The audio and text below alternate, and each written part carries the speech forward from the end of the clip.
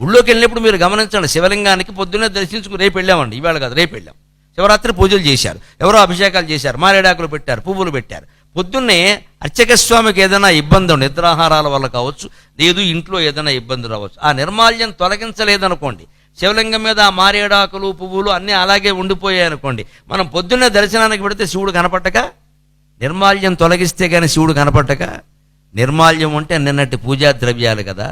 మన జీవితం అనేటువంటి శివక్షేత్రంలో నిర్మాల్యం అంటే నిన్నటి జ్ఞాపకాలు తొలగిస్తే కానీ శివుడు.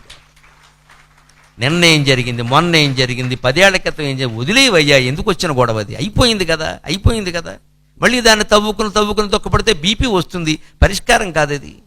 అప్పుడు ఇలా జరగకుండా ఉంటే నేను గవర్నమెంట్ ఉద్యోగంలో సెటిల్ అయిపోయిన వెంటనే ప్రాణం పోయేదేమో. ఇప్పుడు ఆ లెక్కలన్నీ వేస్తాడు, దానివల్ల గుండెపోటు వస్తుంది. ఇప్పుడు ఎక్కడో అక్కడ సెటిల్ అయ్యావు కదా, ఆ ఉద్యోగంలో సెటిల్ అయిన వాడు అంత క్షేమంగా ఏం లేడు, వాడు ఏడుస్తున్నాడు.